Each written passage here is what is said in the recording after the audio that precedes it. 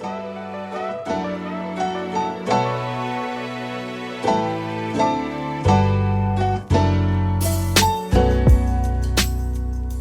everyone, and welcome back to the Two Pointers podcast. I'm Josh. And I'm Trevor. And this week, we have a very special episode of the Two Pointers podcast as we're welcoming on a guest for an interview. We're welcoming on Dr. Nick Elam, the creator of the Elam Ending, that if you've been listening to the podcast for a couple months, we covered the Elam Ending around the start of the basketball tournament when it began back in July. And now we've got Dr. Nick Elam here. But first, before we get into that, how are you doing this week, Trevor? I'm doing lovely. This is really, really neat because this is basically the last, what I'm going to call off season, because that's not really off season. The season starts in like less than 5 weeks, which again, nauseating to say after it feels like it's only ended a few months ago. But I'm super excited. After this, it's all full steam ahead, some previews and stuff like that. So this is a really, really neat thing to put out for our listeners as well. So thank you to Nick for coming on. I'll introduce him with a good formal introduction like we always do for guests. And I make sure I got all this right, Nick. If anything's wrong, you let me know whenever you introduce yourself. But former teacher, principal, athletic director at all levels of education. You're a current assistant professor at educational leadership at Ball State University, University of Dayton grad, so go Flyers for anybody out there, as well as a doctor in philosophy from Miami University of Ohio. And like Josh has laid out before, the creator of the basketball ending, the Elam Ending. How are you? Yeah, you covered it pretty well there. I'm doing great. I want to make sure Thanks I didn't miss anything. Thank you. Tell us a little about yourself. Anything I might have missed in there before we get kick-started. We'll talk about a little bit about the G League. For our listeners who are curious, the G League has implemented it in some form or fashion. We will lay the details out in a moment. But introduce yourself, where people can find you, anything that our listeners might need to know. Yeah, I'm trying to think if you've missed anything there. I mean, I'm still an active member of the Cincinnati Reds grounds crew. This is year number 17. Wow. Oh, wow. Okay. Just a lifelong basketball fan and enthusiast. And so, yeah, it was kind of a perfect fit for somebody who's math inclined and loves to kind of take a deeper dive into sports and think about ways to take some of the sports that we love and make them even better. And that was so a natural fit for me. And so it's been really cool to see the different opportunities that have come from that, including just different opportunities to kind of share the story of the Elam Ending. And it's a story that transcends basketball and statistics and things like that. It's a story of positive thinking and perseverance and having exciting chances to share that story at university settings, school settings, business settings. You can learn more about that at elamending.com or at Elam Ending on Twitter. So those are some of the places where you might be able to find me. I really like doing these kind of interviews, Josh, because it's going to spur random questions that come up. And the first one that immediately, I have to just completely go off track immediately. Have you ever done some stuff for the Reds on the grounds crew and someone's ever recognized you that doesn't work with you, like a fan of the game or anything like that? I have to ask. That's got to be so random, I know. But no, I'm trying to think. I don't think that. Never been watering the outfield and somebody's like, is that Dr. Elam? I think maybe one time somebody at a Reds game has like asked somebody else, like, hey, is that Nick Elam guy? Is he working tonight? And then they had to like run over and say, hey, like some guy's looking for you. I think that might have happened one time. There have been, I think maybe, I don't know, in the whole history of the Elam Ending, maybe 3 or 4 times at an actual basketball game where the Elam Ending is going on, where I've actually been asked for my autograph. That's got to be surreal. But that hasn't happened very often either. And but a lot of times what happens is my buddies, when we're around people, my buddies will like tell one of their friends, like, hey, like this is the guy who invented the Elam Ending, and whoever they're talking to is like what? Like, what are you talking about? And so it hasn't quite hit that level of familiarity yet. But what I'm hoping is that one day it will be a household name outside, even. I think within basketball circles, I think it's pretty well known what the Elam Ending is and where it started. But I think if it reaches the heights that I hope that it will, which is that it becomes the norm throughout the sport, throughout the world, then people I think will recognize that name, even if they aren't hardcore basketball fans. Humbly, we know what it is, of course, as a basketball show, so we appreciate what you've done so far. We'll talk about the history and stuff in just a moment. Really quick, the G League part of it, I do want to let our listeners know, as well as anybody that might not know in general. But the NBA G League, announced by Tim Bontemps on September 1st, is when we started lining this stuff up.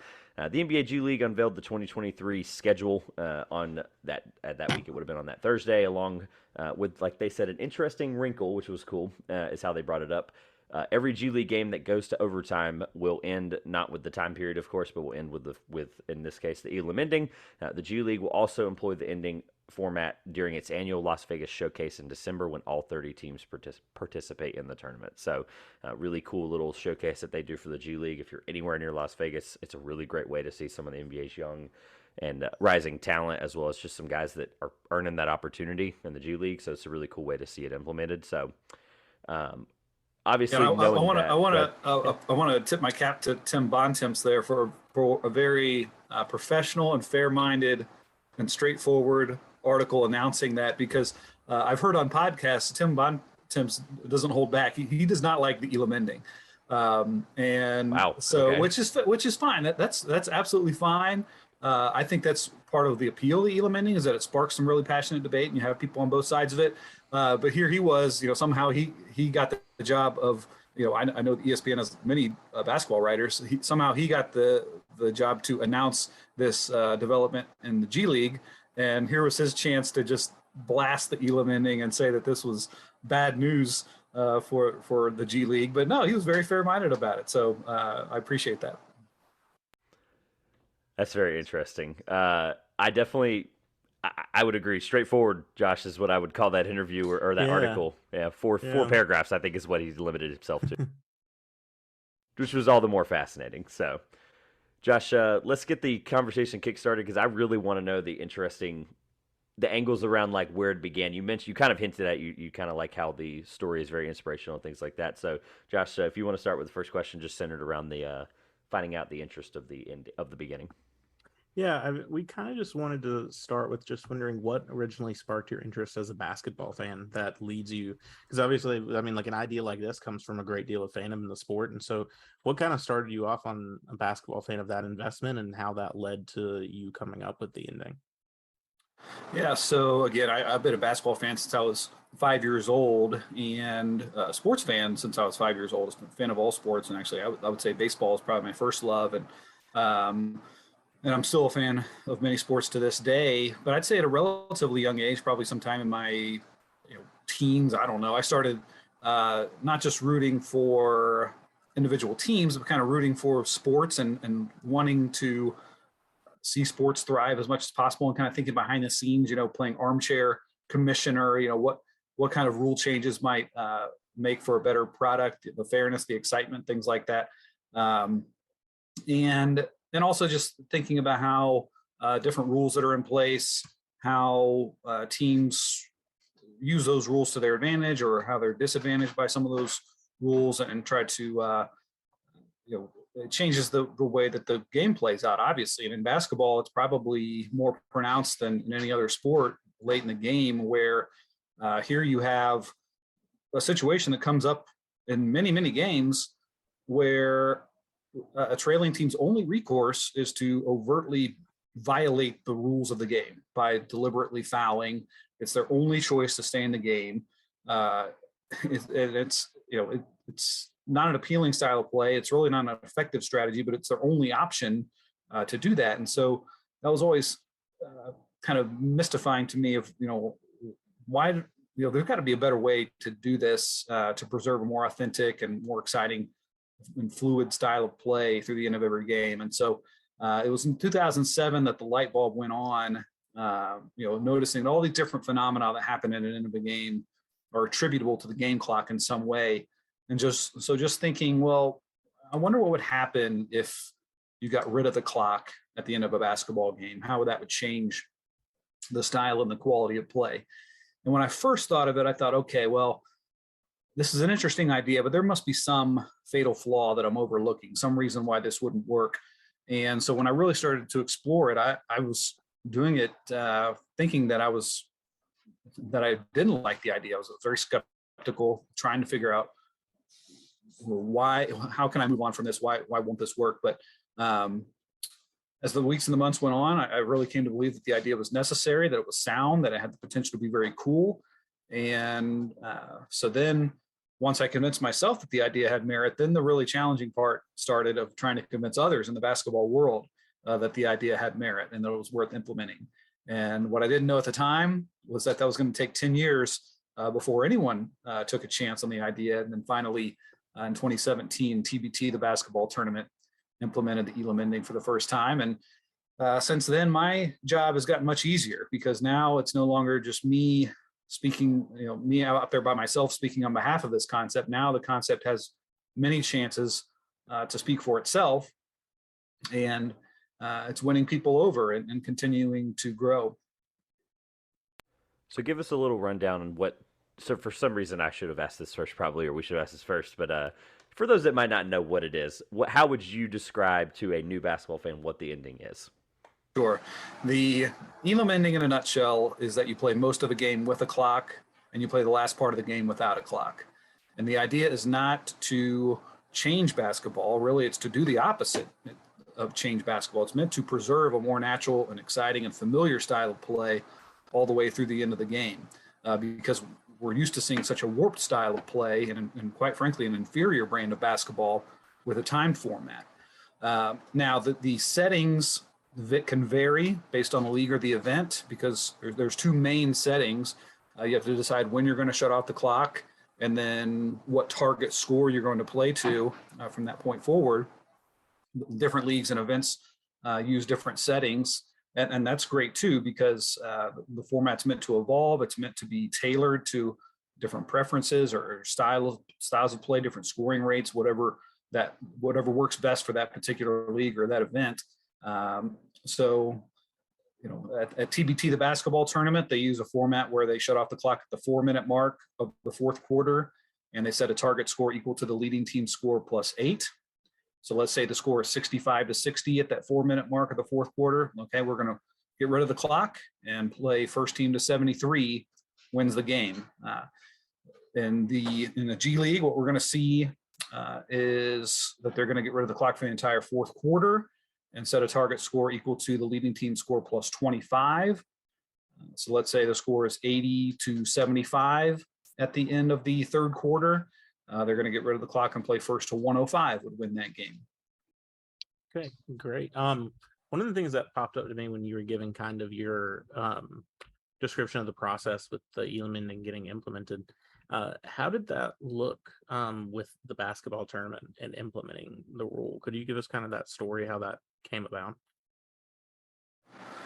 Yeah, so whatever I was doing for those 10 years, I don't know if it was the most efficient way of doing it because, again, it took 10 years. So, but for me, I mean, it was very important to be thorough in my research. I was never going to reach out to somebody in the basketball world unless I had truly done my due diligence and really scrutinized the format from every possible angle. And that's what was happening in the spring and the summer of 2007 when I was 24 years old at the time. Just thinking about it from every possible downside that it could bring and trying to tighten it up as much as possible. And then really looking at it again and thinking, okay, I think every stakeholder you can think of, whether it's a player, a coach, a fan, a referee, somebody in the sports gambling world, a sponsor, anything like that, every stakeholder I think would benefit from the Elam Ending. And then I thought, okay, well, now it's time to reach out to people in the basketball world. And that's what I started to do in late summer 2007. Again, it was reaching out to people left and right all over the place. Again, laying out what I saw as the flaws in late game play under a time format, laying out what my concept was, what my idea was, and then how we would address each and every one of those flaws and other considerations too. And I'll never quite know exactly what it was that put it over the edge. But again, and going into 2017, that's when I connected with TBT. It was actually August of 2016 when I first reached out to them, and they showed some early interest, and then staying in touch with them as the weeks and months went on there. And so, I mean, by that time I had over 2,000 and eventually reached a point of 2,900 games worth of research from NBA play and college basketball to really drive home the points that I was trying to make about how prevalent this fouling strategy was and how ineffective it was and how prevalent it was to see leading teams stall late in games and resort to a very passive style of play. How often when a game is on the line and you have the most important possession of a game, how the clock turns that into, we see the sloppiest play during those most important possessions, how it's so rare to see, late comebacks from even the slimmest of deficits, all these different, and how unceremoniously games tend to end, how many clock controversies there were, things like that. So laying out all those different arguments and having all that data to back it up, I don't know if that's what was that put it over the top that convinced TPT to do it, but I'm glad that they were the first ones to try it. I mean, they were an up and coming league. I'd heard of TPT before they adopted the Elam Ending. I knew they were an event on the rise. They were a well organized event that had a good platform on ESPN. I knew that Elam Ending had a good home with that it was going to be pressure tested to really prove its merit. Maybe it would work, maybe it would be a flop. I don't know, but at least it would be tested at a high level of play by a well-run event. And that gave me some peace of mind that the format was going to be judged truly on its merit rather than some other confounding factor or some, flakiness in the event, something like that. So I'm very glad that TPT was the first to adopt it. And now we've seen the Canadian Elite Basketball League adopt it, professional league. We've seen obviously the NBA All-Star Game, now the NBA G League. We've seen countless grassroots level leagues and events. And I think the coolest thing about it is that every league and event that's adopted the Elam Ending has continued to use it. There haven't been any leagues that have gone back to the time format once they've adopted it. That's a really good point with not ever taking it away. Like they're feeling convinced enough where it's at least the part, and that's what makes me hopeful about the G League. I don't want to jump 3 years ahead just here yet, but it's like understanding that the G League has always been a proving ground for the NBAs and testing ground for stuff.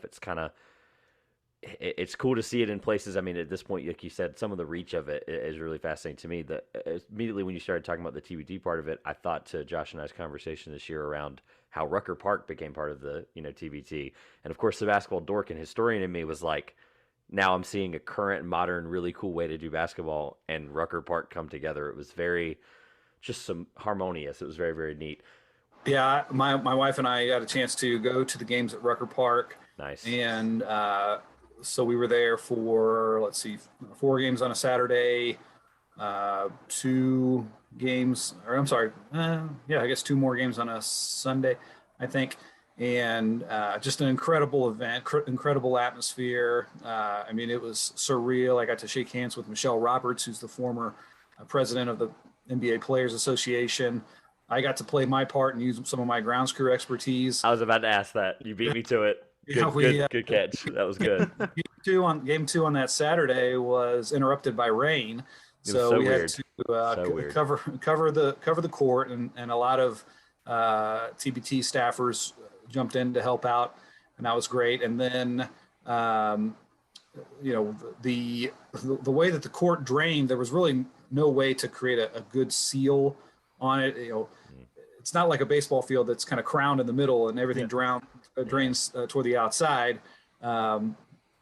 So there still was some water that had gotten underneath the tarp, and also the tarp isn't perfectly sized for the basketball court either. So it was hard to get a good flush, flat finish and edge to it. So we had a little bit but we used some leaf blowers and blow dried the court to get it ready for the evening games, and so I got to play a hand in that, and it was just a very cool experience, and I hope they continue to go back to Rucker Park in the future.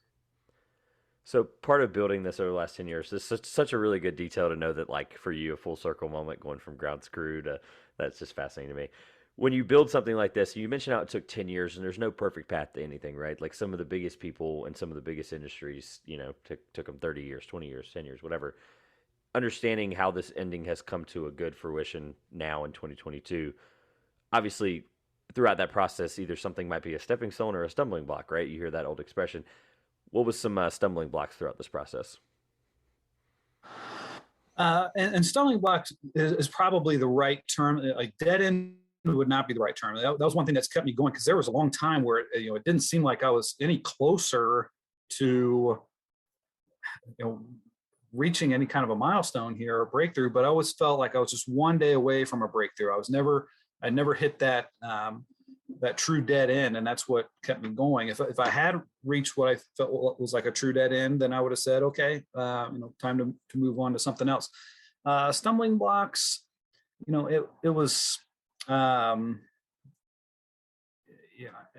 it's I guess just not having connections in the basketball world. I mean, I always tried to reach out with a message that I'm knowledgeable, but I'm not a know-it-all.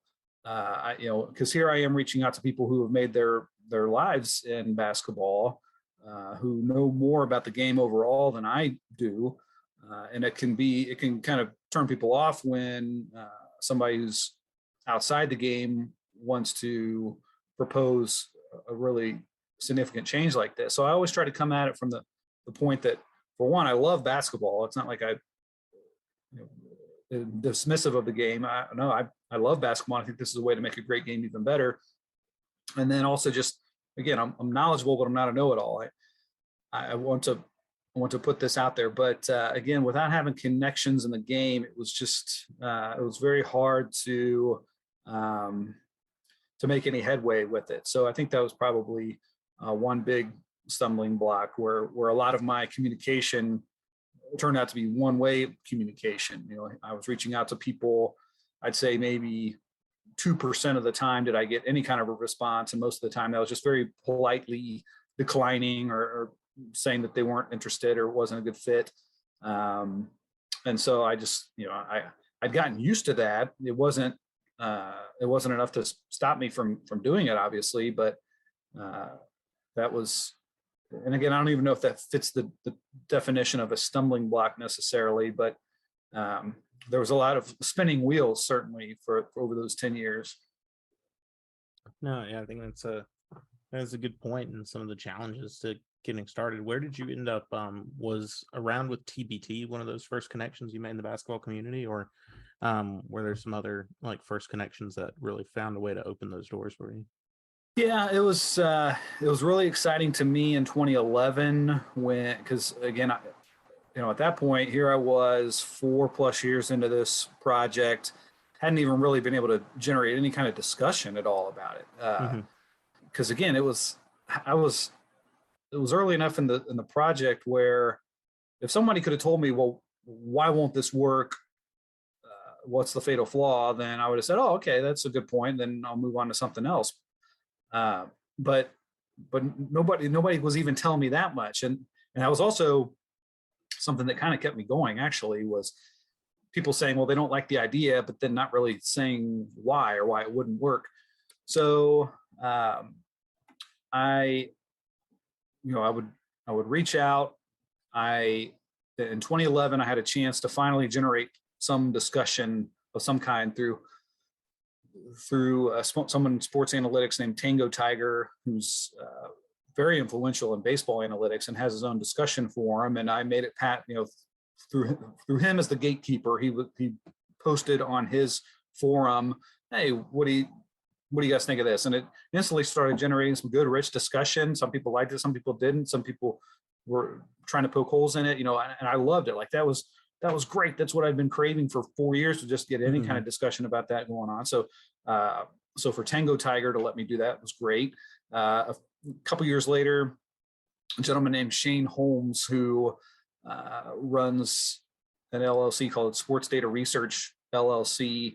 They were starting a blog, and he was really intrigued by my idea, and he wanted me to blog about it there. So here again was a chance to communicate my thoughts, share my ideas on a forum that had a gatekeeper to it, and generate some discussion that way. Andy Glockner and Jamie O'Grady, who ran The Cauldron, which was an extension of Sports Illustrated, in around 2015, I got to write articles for them, which is a big thrill to see Sports Illustrated next to my name. And at that time, what was interesting is that I was actually posting under the name Nicholas Patrick at the time, and I wasn't posting as Nick Elam. And the reason for that is because I actually wasn't ready to tell the people in my world about this project that was going on. I was reaching out to people in the basketball world, left and right, and trying to get them to generate discussion or implement the idea. But I was never going to tell, even though I have great family, great friends, all that. I was never going to tell them about this until it actually became something. And so one way to defend against them finding out was to not post anything publicly as Nick Elam. I posted as Nicholas Patrick. That was enough to keep me undercover, I guess, but also to have a paper trail that came back to me that it could be shown. Oh, okay, well this is my idea. But so those are some of the people who gave me a chance to write for them, or at least get my idea out there, who were intrigued by the idea and get a little bit of a wider audience to generate some discussion. Again, I don't know how much of a part that played, but it helped me at least from going crazy, I guess, of feeling like I was, didn't have anybody, didn't have any audience or any forum for this kind of idea. I just have an observation that I found fascinating. So we're from North Carolina, obviously, famously known as Tobacco Road, which is very influential in the history of basketball, as you probably know for sure, and then for a lot of our listeners or North Carolinians may know. And it's just fascinating to see some of the advancement and changes of obviously people like Dean Smith, who, four corners, they just completely killed the clock. He just, talking about killing the clock, he just completely held the ball and was like, nah, we'll just stay right here. Final score 6-4. And then, of course, the guy who broke it, and Josh is a Tar Heels fan, so I'm just saying that as like a haha Dean Smith moment, right?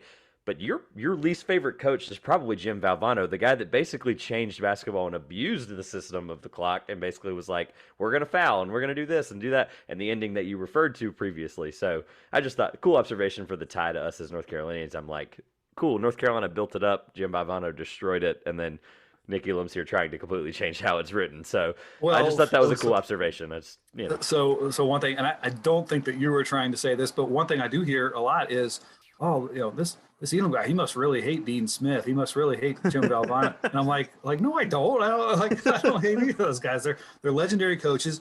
If I were them, I would do the exact same thing. That's the point, is that the rules that are in place in basketball compel teams to do these warping strategies because that's what gives them the best chance to win the game. Under the current rules, that's what gives you the best chance to win. I would do it too. So I think we've reached a point now where, okay, we've given the clock, we've given a time format a fair chance now of over 100 years of implementation. Clearly it leads to that style of play, and it's not going to self-correct.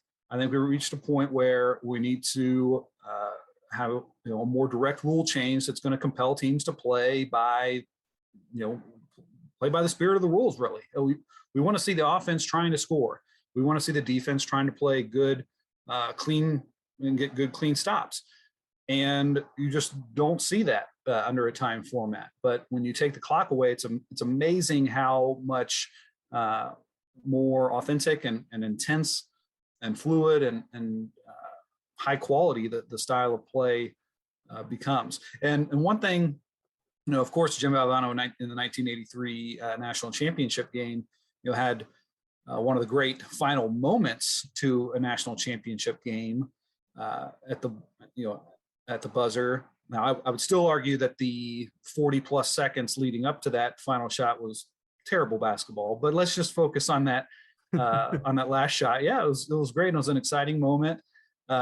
So one person who I would think maybe wouldn't like the Elam ending would be Bob Valvano, but actually I've been on Bob Valvano's show a couple times, and he even the Valvano family loves the Elam ending, wants to see it expand. So when you get an endorsement from the Valvano family, when people think that they would automatically be proponents of a time format, that really speaks volumes for the Elam ending.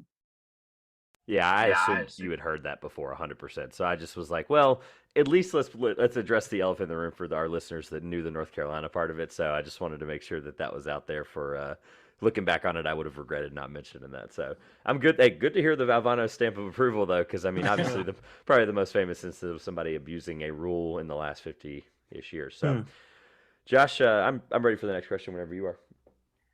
Okay. So what I wanted to kind of hear from you a little bit was, what do you say to some of the, I guess, the common critiques? There's probably still a lot of people who aren't completely on board with the Elam ending. I know some of the critiques I've seen are things related to games ending on free throws, which I'm not as big a proponent of that, because currently kind of the games in a time format still kind of end on free throws. But I can see logic in something like the buzzer beater is kind of taken out of basketball. There's not the same kind of you make it, you win, you miss it, you lose, and it's over kind of excitement, or stuff all around that statistical records might be affected a little bit, and how much a player can score at a certain point at the end of the game. I know I just threw a lot of things at you at once, but just what is kind of your reaction to some of those critiques people may throw out? Well, one critique I barely have ever heard. I've heard it a few times, but barely ever hear is the statistical argument. I mean, for a lot of reasons. One is because, I truly believe, and I think a lot of people believe this, that, you shouldn't be letting stats drive the boat. I mean, you make the rules that make the sport better, and then figure out all the bookkeeping around that. Don't let the bookkeeping be the driving force behind the rules that you play. And I would also say that I think that the Elam ending creates more authentic stats. You look at the time format, how much it warps stats, where you might have a point guard rack up 8 points in the final minute because he's the one always going to the free throw line, or you automatically get this 5 extra minutes of overtime that's never even mentioned or accounted for when it comes to like points per game, any kind of per game stats. Oh yeah, by the way, you had an extra 5 or 10 minutes to play. That never gets mentioned. So the statistical argument that's a non-factor. As far as buzzer beaters, that would be something that I would hear a lot more early on. And then that critique has started to fade out, because I think as more and more people watch it, there are people who doubted that an untimed format could ever match the level of an excitement of a buzzer beater.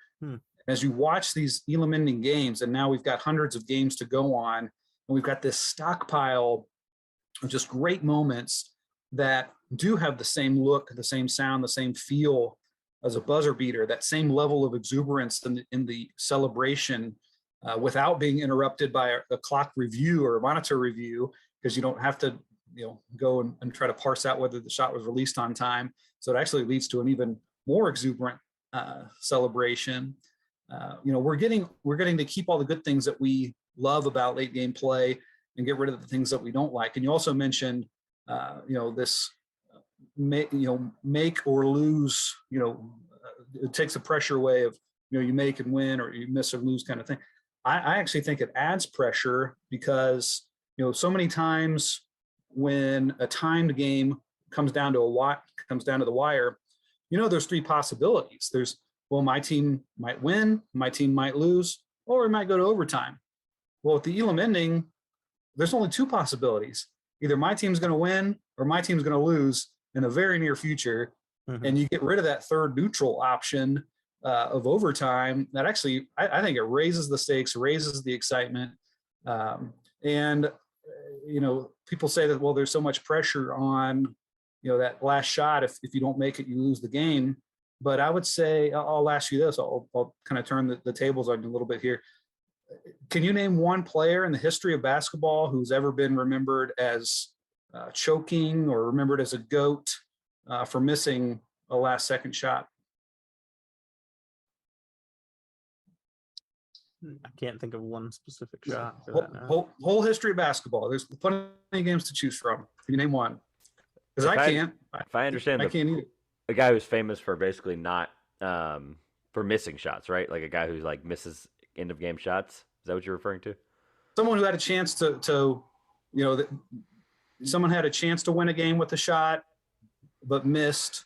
Yeah, I do. Well, I have one. J.R. Smith, J.R. Smith in the finals, famously. he You know, didn't take the shot, LeBron. though. Yeah. Oh, that's okay. That's there. You go. See, so then that debunks I my think, thought process. well, one instance in college It's a good question, basketball, though. but it was a crazy shot. I think Gordon Hayward is very much associated with his almost Yeah. win in buzzer Yeah. beater against Duke. I wouldn't say he was remembered as a GOAT, though. No, That's not true. as a go. Yeah, in that that's instance, here. but just You're right. Yeah. But that when people cite that example, to me, it kind of, I don't know, it drives me crazy a little bit. It's like, that's how you want a game to end, with somebody like throwing up the worst shot of the whole game? Like, wouldn't it have been much more exciting and much more satisfying to see it come down to like a 5-on-5 half-court possession and actually have them get their best look instead of some circus shot? I don't know. I think the clock bailed out Duke there. But Probably I mean, right, yeah, I mean, the clock was doing all the defending there. Like, it wasn't like Duke was forcing that missed shot there. But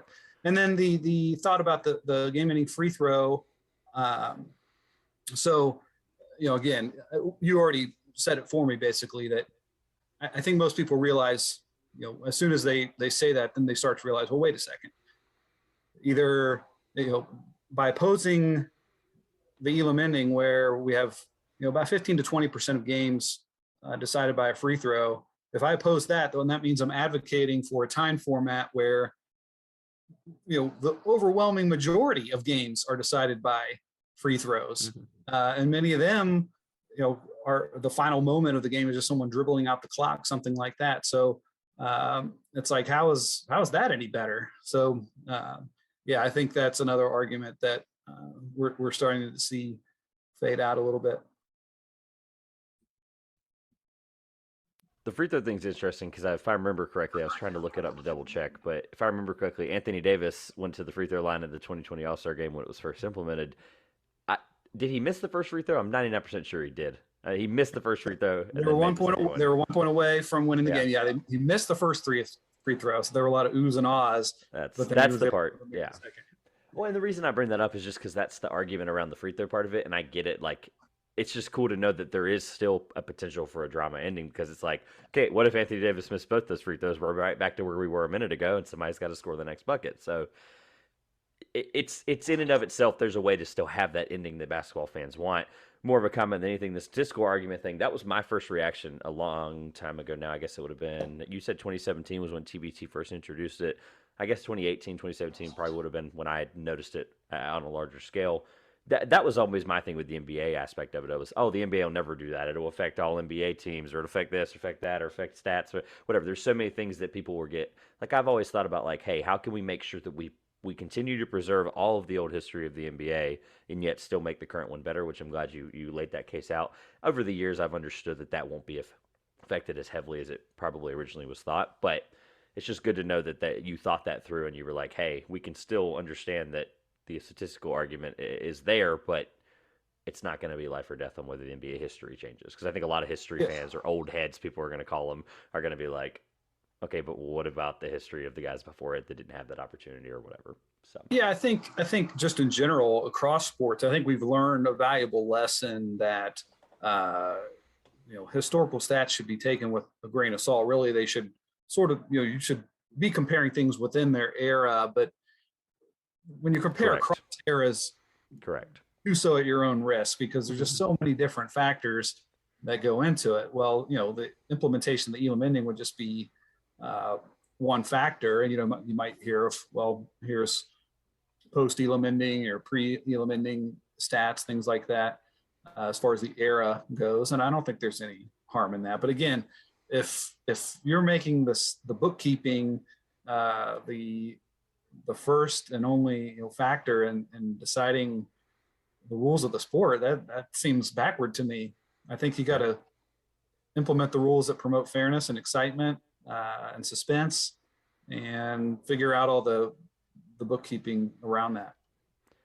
Yeah, like we said earlier about the G League part of it, how the NBA is going to look at implementing it, or at least attempting to implement it. I think the G League is a really big step for, like we said a little bit earlier, for those that don't know, the G League is essentially where 90% of current NBA rules in the last, I know the D League and G League, the change of the name and stuff, they really started doing it in the last 5 years. So every major change you see in the last 5 years with the NBA itself on the actual professional level is where you're going to see it be tested as the G League. So I really am excited to see how that they're just doing it in overtime, obviously, and that would be a really cool way for the NBA to implement it. Is we only see this in overtime, so we get that true basketball look instead of the fourth quarter. So I think it's a really great way to understand if that there's a marriage there between the two, and then understanding that it is really possible. And I think people are going to start to the Tim Bontemps of the world is who I'm really referring to are going to understand that may be a possibility sooner rather than later because of that implementation. So, Josh, anything else before I ask my?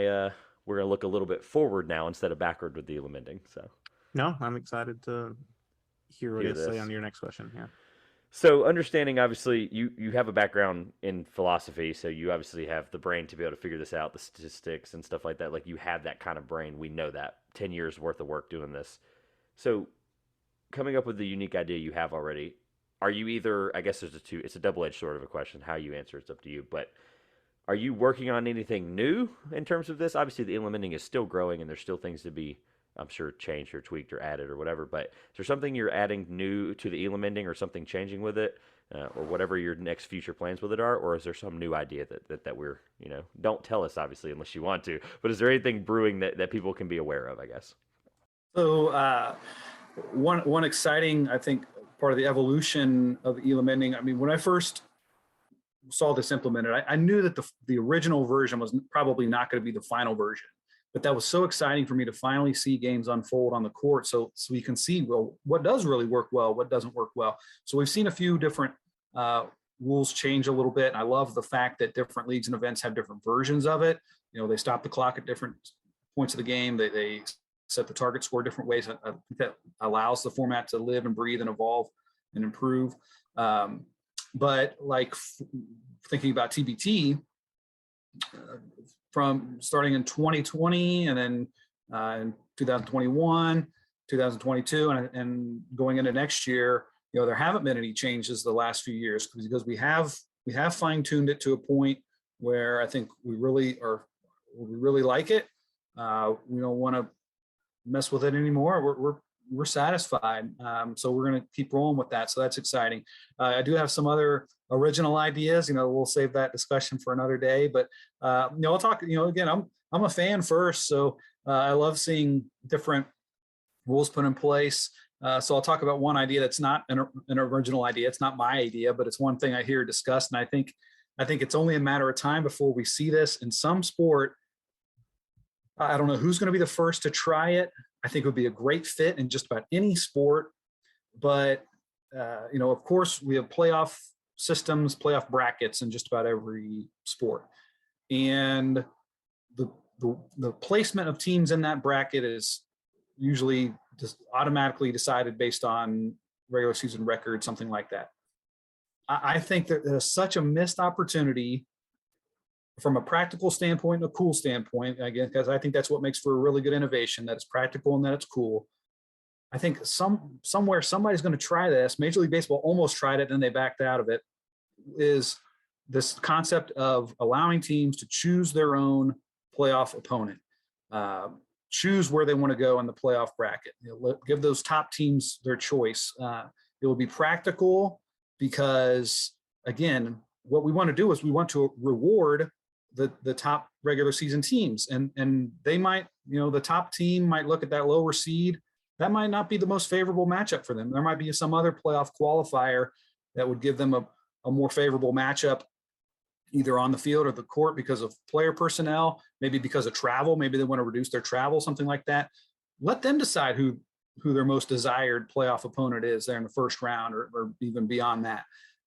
And you can let the second seed do that, third seed, whatever. Let them choose that. So I think it would serve a practical purpose, but I also think it would be very cool too, because you would have this made for TV event leading into the playoffs of this, essentially a playoff draft, teams choosing their opponent, the playoff coming alive, coming to shape. Now you have these juicy storylines that are coming to surface that you can follow throughout the playoffs of, they chose this team, yada, yada, yada, that sort of thing. Somebody's going to try it. MLB again floated the idea that they were going to do it, then they backed away from it. But I think it would be a perfect fit I think in the NBA would be great. I think it'd be great NFL. I think March Madness would be incredible if they had like a day long. I mean, Selection Sunday, turn it into like an all day event. Take a little bit of the weight off the shoulders of the selection committee who have this impossible job of trying to not only choose the teams, you can still let them choose which teams are in, but then actually constructing the bracket is just such an impossible task. Well, let the teams do that and let us watch. Should be fun. So I think somewhere somebody's, I don't know if it's going to be 2 years, 20 years, 100 years from now, but somewhere somebody's going to do it and people are going to love it. This concept of letting teams choose their playoff opponent.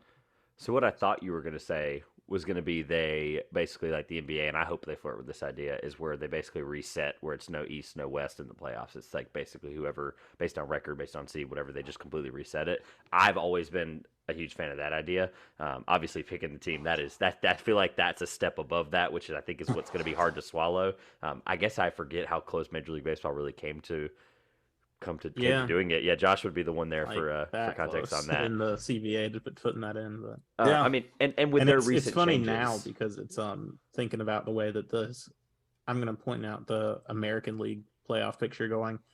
I would think the Houston Astros probably would rather play Cleveland than play Toronto or Tampa Bay, who they're going to get in the first round, since Cleveland's going to have the worst record while winning their division.